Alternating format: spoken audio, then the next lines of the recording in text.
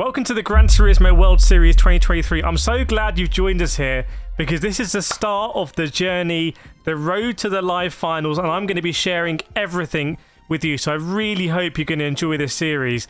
Now we're starting off here at Spa in the first round of the Nations Cup. I'm driving for the United Kingdom, I'm based in the United Kingdom, and what's possible? Can we be top 10 in the UK? That would be insane. Top 50 in the UK, top 100 in the UK. When you think how many players play on Gran Turismo, you know, what's possible for us? I have no idea. So we went into this race and it's an absolute stunner. You're really going to enjoy it. I'm going to guide you through. It's going to be a different video, this one. I'm going to guide you through the race. Please, please, please, if you enjoy this video, please, for me, hit that like button. Make sure you're subscribed. Please share the video with your friends as well if you want to share the love of Gran Turismo. Now we're going to start here. It's at Spa. It's a 24 lap race. Tyre wear is ×6. Fuel is ×2. I'm going in the non-meta car. I've decided to go in the Mazda RX Vision. The meta car for this is either the Nissan GTR 18 or the Toyota Supra. Those are the two Bs. I'm going to go for something different in the Mazda. Just want to mix it up a bit. Handicapping myself maybe, but maybe we can be good on the tiles. Maybe we can get on the fuel. Our strategy is we're going to start on the hard tyres, and our pit window is going to be from maybe even lap 10 to lap 14 to get onto the faster medium tyres. So now let's start with qualifying. Qualifying in the GT World Series is a really pressurised affair, and I love it because you get 5-6 minutes to do your qualifying. You can't pre-qualify for the race. I think Gran Turismo should be like this rule race, by the way. But the first lap, we made just a few half mistakes here or there, so we're going to go over the line, and it's going to be a 2:18.3, which is not a good lap for me. I should be trying to get in those 2:17s. That would be a good lap. And unfortunately, on the second lap, we really pushed it. We were really pushing it. We were half a second up in one sector. But you see here, I just run a little bit wide, and we get the track limit. So we basically boil off the second lap, and we leave a lot on the table here. Now, this was an interesting mental thing because I knew, hang on, we could be quite competitive in this car that no one else is using.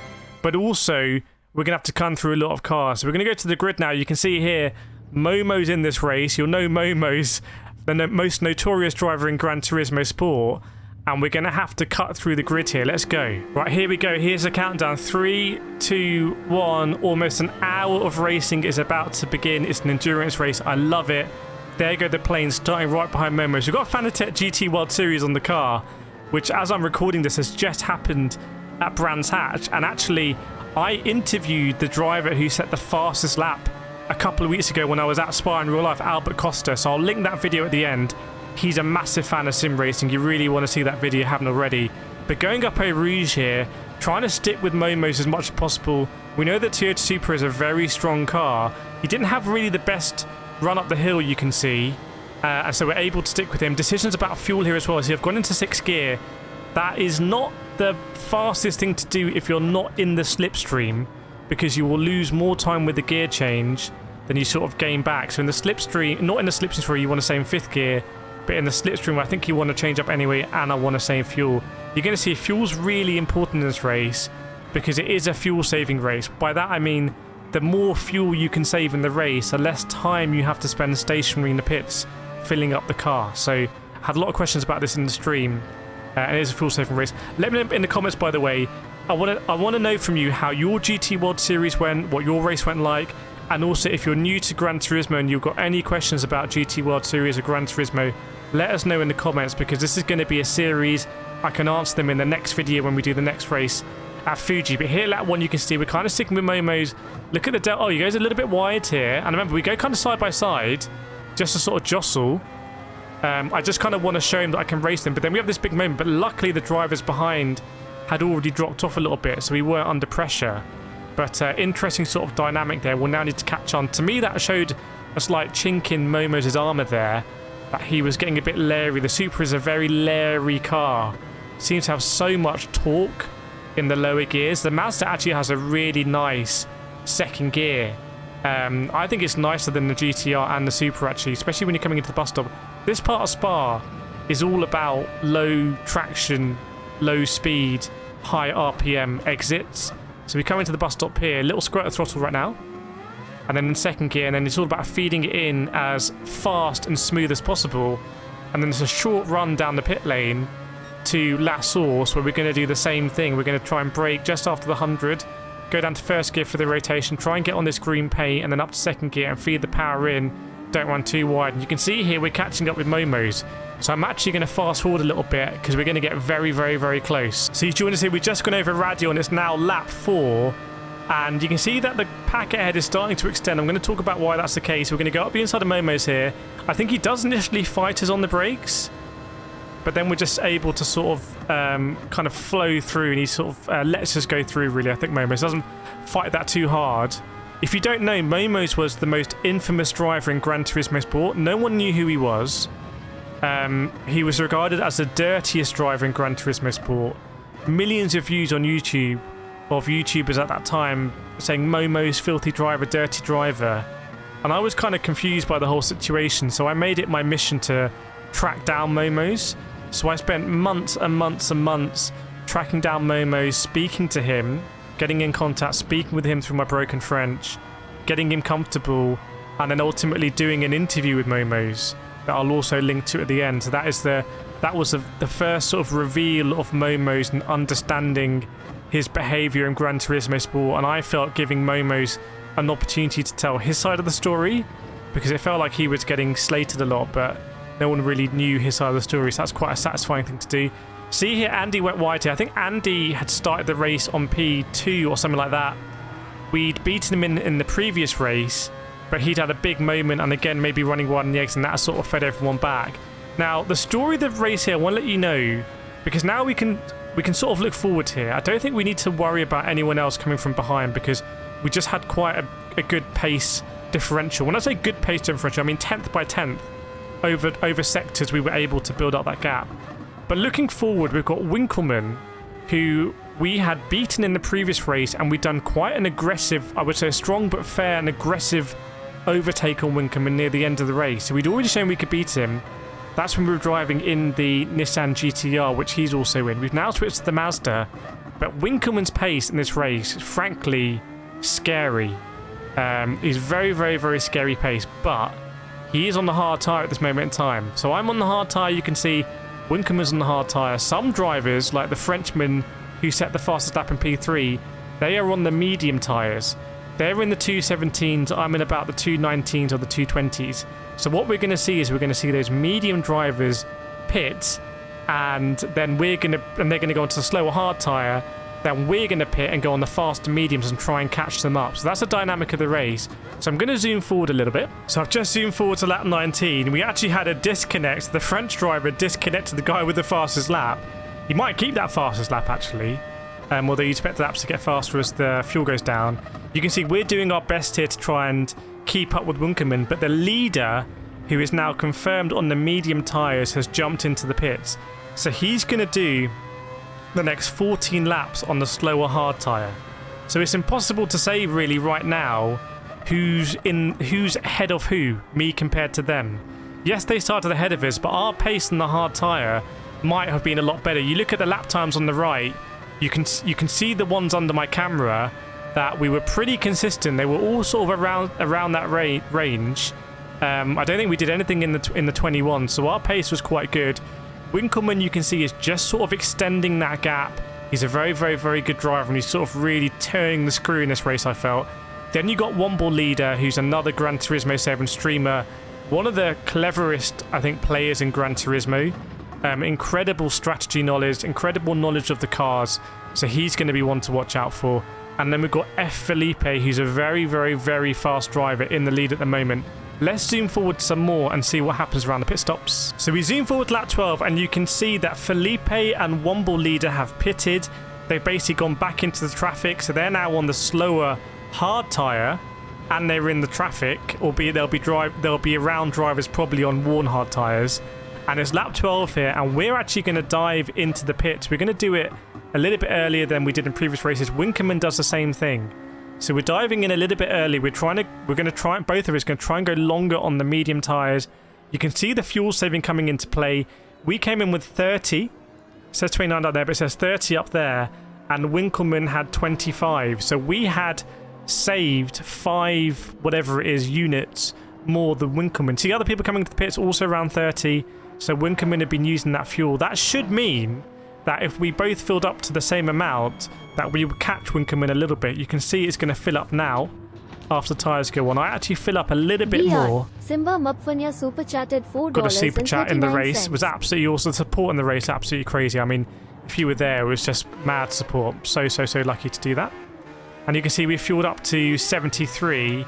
And Winkelmann, I mean, feels more than 4 seconds ahead. And you can see Lawnmower, who was another driver that I think had pitted earlier in the race, is 5 seconds ahead. So now it's sort of coming back to, well, the race is sort of settling a little bit. Let's move forward a few laps and see what happens, because we want some other people to filter through who are ahead of us at the moment. So zoom forward here to lap 16, and you can see that RTR Lawnmower is in a world of trouble. I think they've done a different strat. The tyres look pretty chewed. They are ahead of us on track for position. They've got a half-second penalty, and he just seems to be, honestly, in a world of pain on those rear tyres. I don't know what it is, but it doesn't look fantastic. And we're catching up here through the sequence of corners at the Spa, at the far end of the circuit, going through the double right. And he's going to take that penalty, and we're going to zoom through. So we're going to inherit 4th place. Now, the big number that you want to look at here is the gap to the leader and the drivers ahead. So we're going to get a really good indication here as we go past Lawnmower as he takes a penalty. And just get past there. It's 6 seconds to Winkelmann. So remember, now we have a split strategy race. Winkelmann and myself, we're on the faster medium tyres, albeit we've pitted relatively early. There is Winkelmann just there. So we're going to be hunting down Felipe and Womble leader, who are now on the slower hard tyres, but they have that track position, which they earned when they were on the medium tyres earlier. So I hope that makes sense. You can see me looking at the fuel, 8.1 over the line with 8 laps to go, so it's pretty marginal. I've got to make sure that I'm not burning too much fuel, so every lap here I have to make a decision on the Kemmel straight. Do we go into that 6th gear and sacrifice a few tenths, or do we keep it in 5th and go max attack but burn more fuel? And I just have to make a decision here. So we're going to go up and let's have a look.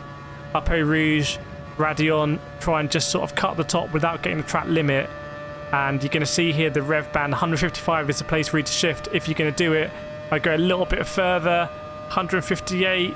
I'm actually deciding to push it here, so I'm really at this stage of the race just trying to eke out as much as I can in pure pace. Let's zoom forward a couple of laps. So at the moment, 6 seconds to Winkelmann and 10 seconds to Felipe in the lead. Right, we're near the end of lap 20 now. It's getting closer to the end of the race. We've got to get stuff done, and you can see Winkelmann is now in the lead and is 5.4 seconds to Womble leader. You can see all 3 cars. That's Winkelmann the leader, so we're in sight of the leader there and the podium. Now we're on the fastest compound, but we do have to worry about tyre wear. Is Winkelmann going to fade at the front? Because the pace Winkelmann showed here was very, very, very good for this split, and this is a very high split in the game. This is the highest level GT1 Gran Turismo esports, so we all kind of know what we're doing here.